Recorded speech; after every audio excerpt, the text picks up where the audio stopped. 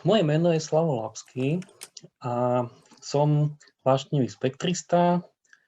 Inak pracujem v oblasti IT aj v profesionálnom živote, konkrétne počítačová bezpečnosť.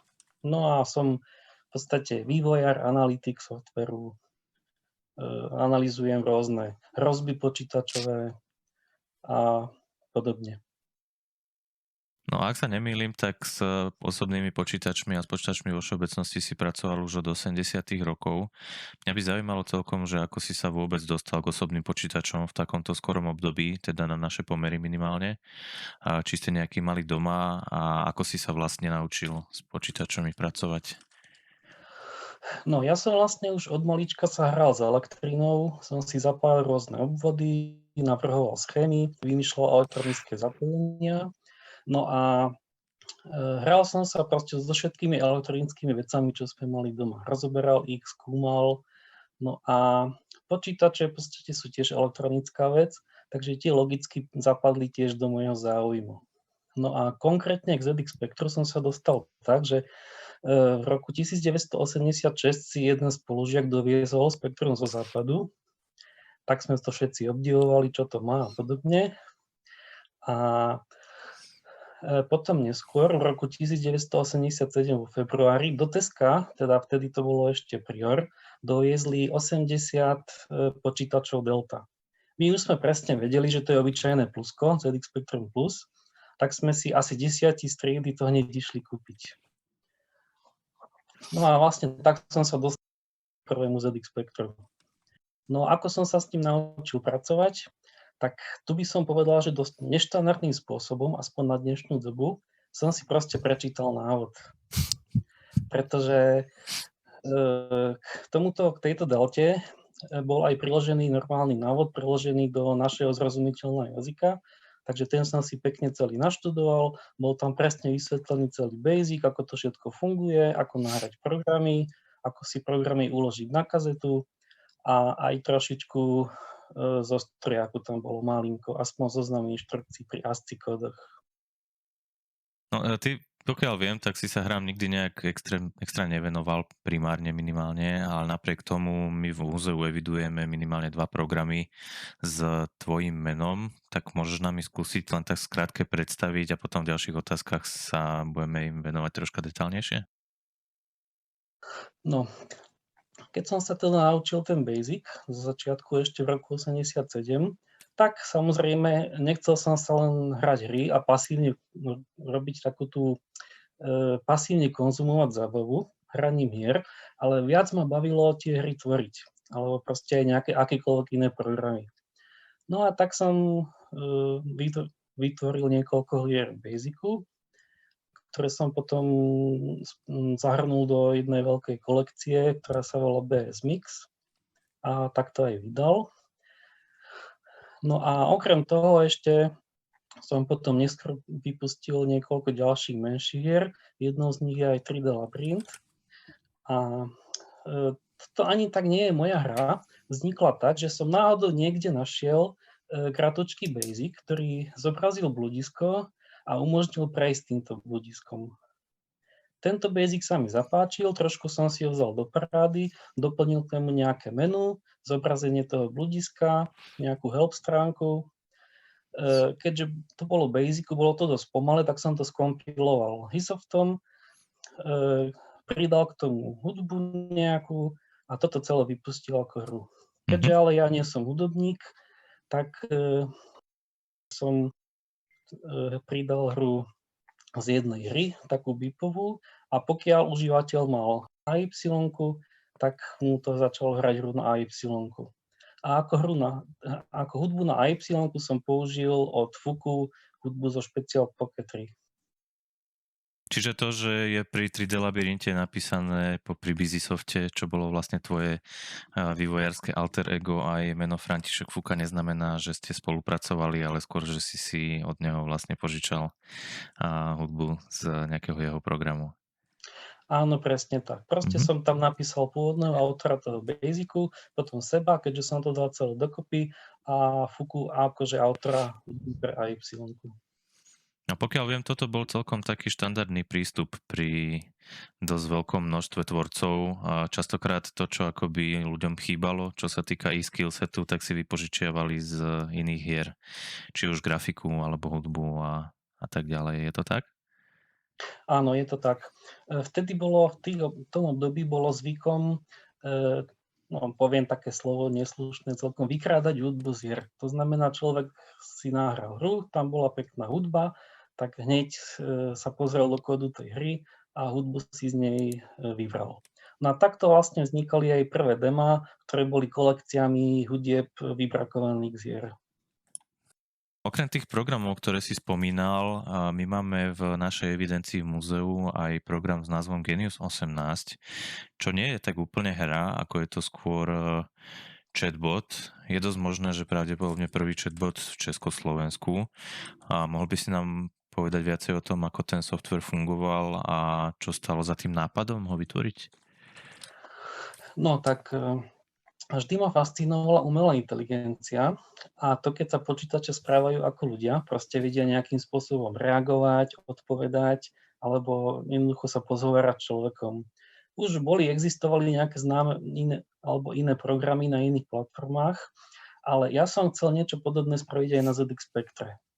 Tak som urobil jednoduchý programček, v Basicu to bolo robené, potom som to skompiloval, aby to bolo aj aby doby odozvy neboli nejaké moc extrémne veľké.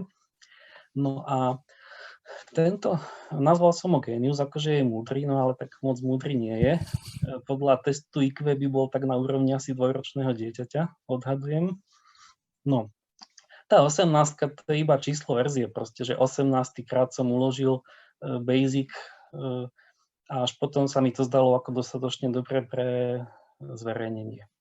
No a program je založený v podstate na analýze slov.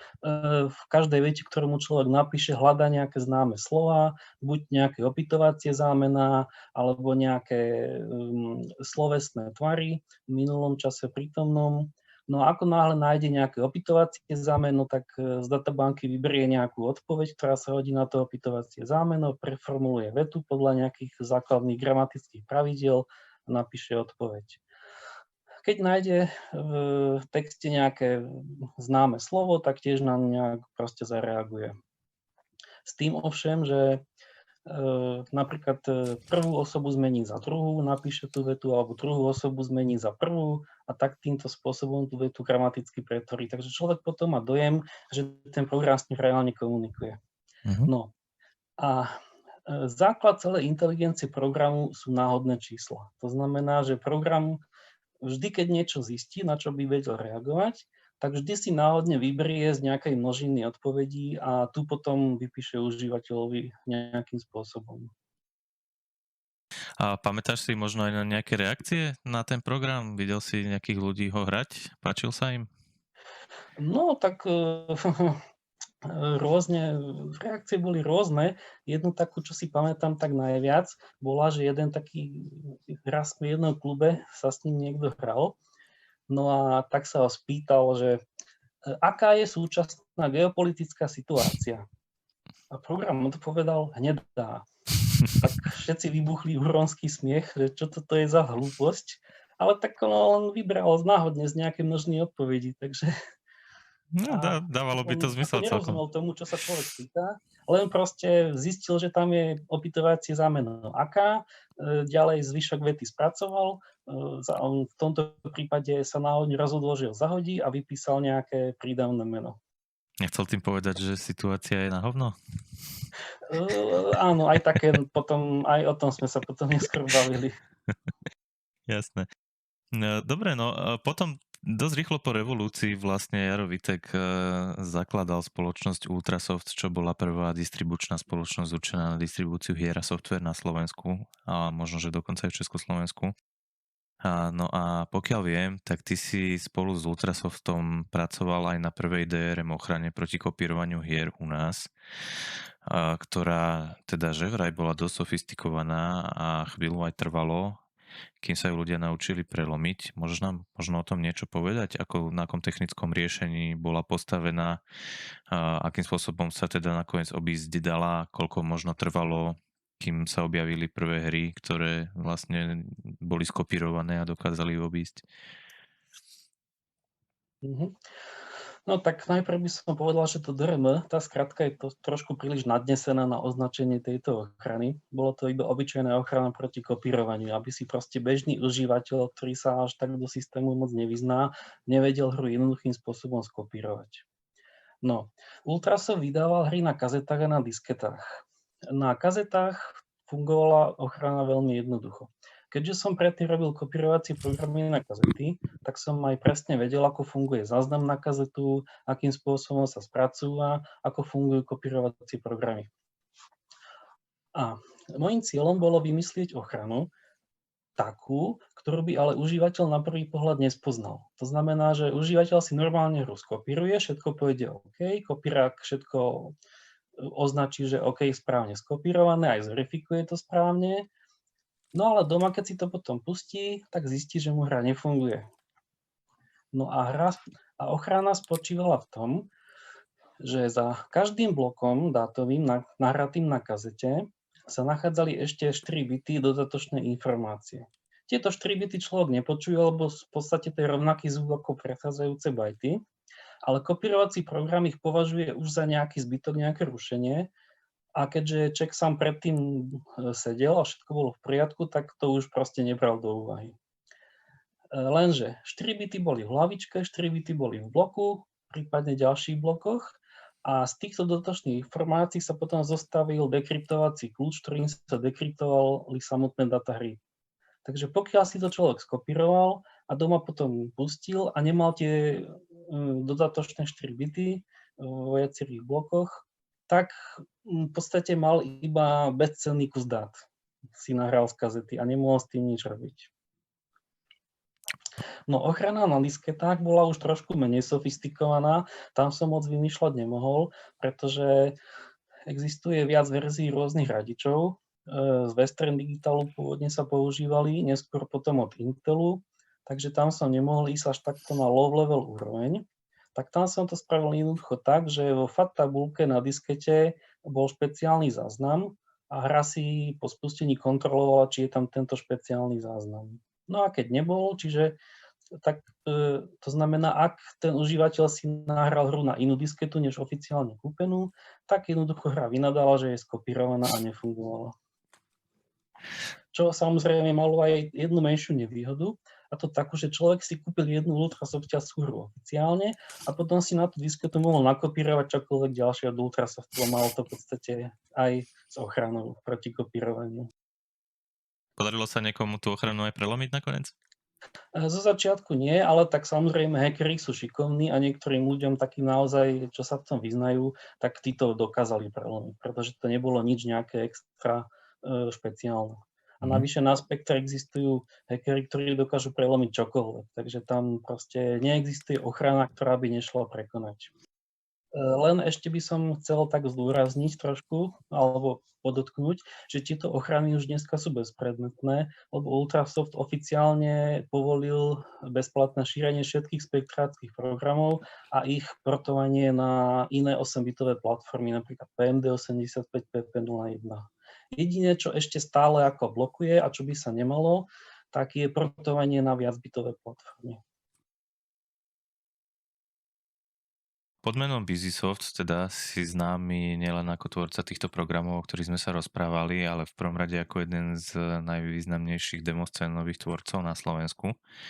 A možno, že by si nám mohol prezradiť troška o tom, že čo vlastne z tvojho pohľadu sú demá a aké sú akoby tvoje ciele alebo priority, alebo čo teba najviac teší pri tej demotvorbe? Tak, demo a operačné systémy sú v podstate moja najobľúbenejšia činnosť na ZX Spectre, ktorú najradšej robievam.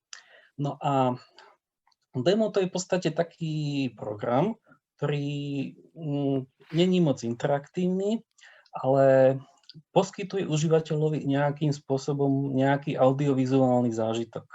To znamená, užívateľ si ho pustí ako nejaký film, sadne si k tomu pohodlne na gauč alebo do kresla a sleduje. No a tento audiovizuálny zážitok môže byť buď umelecký alebo technický. keďže aj ja nie som ani grafik, ani hudobník, tak väčšinou som sa zameriaval práve na tie technické zážitky. No a tie technické zážitky spočívajú v tom, že sa prekonávajú hranice počítača. To znamená naprogramovať niečo, čo na prvý pohľad ten počítač nedokáže, alebo proste niečo, o čom by si normálny človek povedal, že to nie je možné, to proste sa nedá jednoducho. To musí byť nejaký podfuk. Napríklad na ZX Spectre je to viac ako 2 farby v jednom atribúte, alebo vykreslenie nejakého obrázku do okolia, čiže do borderu, alebo napríklad nejaká pekná, nejaký pohyb po celej ploche obrazovky, úplne plynulý, 50 obrázkov za sekundu, alebo napríklad tiež, čomu som sa venoval, je programovanie nejakých známych efektov v Basicu. By som ukázal, aký je Basic tiež výkonný a svižný.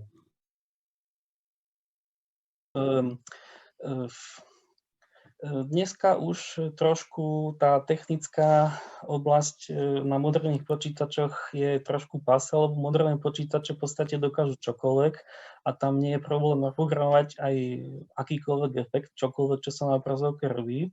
Ale ešte stále aj pri moderných počítačoch zostáva jedna vec, a to je napríklad kategória, ako do čo najmenej bajtov nacpať čo najviac audiovizuálneho zážitku.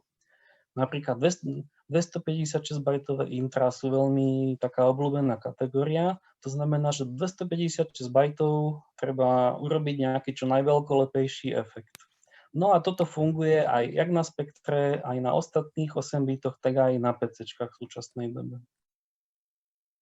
A je toto jeden z dôvodov, prečo máš stále tak veľmi rád ZX Spectrum a didaktiky? To, čo si spomínal, vlastne tá obmedzenosť toho hardveru na tú súčasnú dobu, ktorá vlastne nejakým spôsobom vnúcuje tie limity, ktoré už nikdy iné nebudú, ale stále sa tam dá akoby v odzovkách ešte vyblázniť? No, osobne moc limity nemám rád, preto rád programujem aj na tých PCčkách, ale mám rád ZX Spectrum ako taký, ako platformu a preto vlastne tie limity na tom ZX Spectre rád prekonávam. Možno by si nám mohol povedať ešte niečo o tom, čo to je echológia. A pre tých, ktorí nevedia, tí, ktorí vedia, sa určite potešia, pretože je to jedno veľmi, veľmi impozantné dielo podľa mňa. A možno nám približiť, že čo to teda vlastne je. Nie je to ani úplne štandardné demo, ak tomu správne rozumiem. Je to nejaká forma kompilácie. No v podstate, ja by som povedal, že to je také štandardné demo. Echológia je demo, ktoré sme robili ako súťažný príspevok na súťaž Demobit v roku 95. No a robili sme to s mojím kamarátom Norom, keďže on je hudobník, tak vlastne on písal všetky hudby a aj nakreslil nejakú tú grafiku. No a ja som v podstate naprogramoval celý kód tohto dema a aj sem tam nejakú grafiku tiež. O grafiku sme sa s Norom podelili. A to demo je ale inak dosť dlhé, má skoro nejakých 20 až 30 minút, ak si správne pamätám. Áno, áno. Noro ako hudobník totiž veľmi rád tvorí aj dlhé hudby a aj som po ňom chcel, aby kratšie hudby robil, ale nedal si povedať občas. Tak, ale to nevadí, veď efekty sa dajú rôzne modifikovať, takže ja som vlastne potom naprogramoval také dlhé efekty. Celé demo má 28 minút a skladá sa z niekoľkých efektov, ktoré vlastne majú prezentovať možnosti ZX Spectra. Keby by som takú pikošku povedal, že efekt, ktorý je tam ako druhý, volá sa rotazomer, tak v echológii mal na ZX Spectre premiéru. To znamená, že prvýkrát sa objavil vtedy na ZX Spectre. Predtým som ho veľmi obdivoval na PCčkách, aj výkonnejších platformách a veľmi som chcel, aby aj na ZX Spectre som ho mal. Efekt spočíva v tom, že sa v reálnom čase zväčšuje a otáča nejaká bitmapa, čo je veľmi náročné na procesor, preto ZX Spectrum také štandardne nezvládal a aspoň si ľudia mysleli, že by to nezvládol, ale po asi takom 3 týždňoch vývoja sa mi to podarilo naprogramovať. A ešte také dve zaujímavosti by som o echológii povedal. Je to jediné, alebo aspoň jedno z mála plne hrateľných dem. To znamená, že v každej časti okrem úvodných a záverečných titulkov je celá sada ovládacích kláves, ktorými sa dajú tie efekty pekne ovládať. Napríklad v rotazoomeri si človek môže letieť ako lietadlom, proste zväčšiť si to, zmenšiť ako chce, otáčanie nastaviť a aj posun do strán. Úplne všetko, čo chce, aj zmeniť bitmapu, ktorá sa pod tým otáča. Mhm. No a druhá zaujímavosť, všetci možno vedia, poznajú demo Second Reality a vedia, že 20 rokov po release tohto dema boli zverejnené aj zdrojáky k tomuto demu. Tak podobne, takisto sme aj my s Norom 20 rokov po release Echológie v roku 2015 zverejnili oficiálne zdrojáky Echológie. Takže každý, kto chce študovať a chce si pozrieť, ako je tam čo robené, tak má možnosť. Super. A možno na záver nám ešte povedz niečo o tom, že čo to máš na tričku, čo je syndikát. Syndikát to je také jedno naše združenie, ktoré sme si založili s kamarátmi tu z Bratislavy a blízkeho okolia a ktoré sa zaoberá popularizáciou a opravou historických počítačov.